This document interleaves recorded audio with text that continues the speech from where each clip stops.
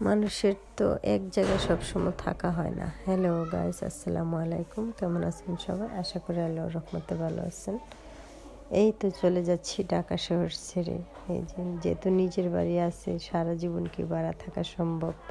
সারা জীবন ভাড়া থাকতেও ভালো লাগে না। এই যে চলে যাচ্ছি, সব জিনিস যেন ট্রাকে ভরে পাঠাই দিয়ে তারপরে বাচ্চাদেরকে নিয়ে ঘর দুয়ার পরিষ্কার করতেছি। এই যে দেখেন, ভাড়া থাকিছি তাদের বাড়িতে, নোংরা করে রেখে যাব না, পরিষ্কার করে রেখে যাব।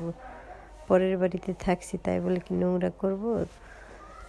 বলবে যে নোংরা করে গেছে। তাই বাচ্চাদেরকে নিয়ে যে দেখেন পরিষ্কার করে তারপরে আমার বাচ্চারা তো খুবই খুশি, বাড়িতে আসবে, তাদের খুবই আনন্দ। দেখেন পরিষ্কার করার পরে গোসল টোসল দিয়ে কাপড় চোপড় পরে চলে গেলাম আমাদের ভাইয়ের বাসায়। যেহেতু বাপ ভাইয়েরা ঢাকায় থাকে, তাদের বাসায় চলে গেলাম। তাদের বাসায় খাওয়া দাওয়া করে তারপরে বিকালবেলায় চলে আসছি যে বাপেদের কাছ থেকে দোয়া আশীর্বাদ নিয়ে, সবার কাছ থেকে দোয়া আশীর্বাদ নিয়ে ভাই বোরা খাওয়াই টাওয়াই দিল। তারপরে চলে গেলাম। ভাই, এই যে আমার ভাইয়ের সাথে যাচ্ছে, আমাকে বাস স্টেশনে তুলে দিবে। চলে যাচ্ছি ঢাকা শহর। সবাইকে রেখে সবাই দোয়া করবেন।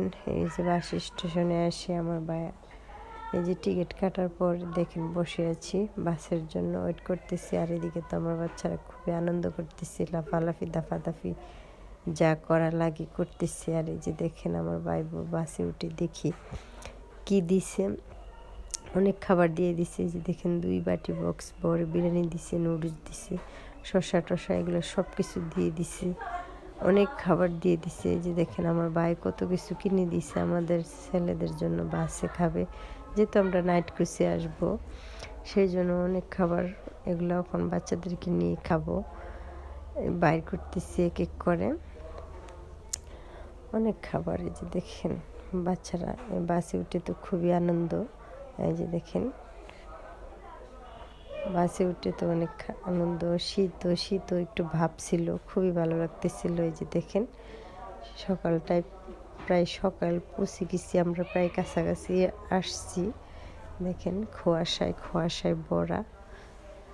তারপরে এই যে দেখেন বাড়িতে আসার পরে যে দেখেন এক এক করে গুছানোর পালা।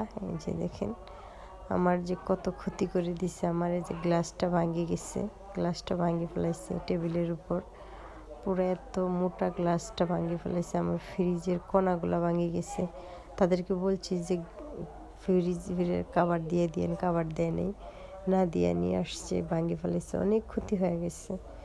কি করা যাবে এখন? এক এক করে গুছাবো এগুলা, কিছু করার নাই। যেটা ক্ষতি খবর এটা হয়েছে। তো সব ভালো থাকেন।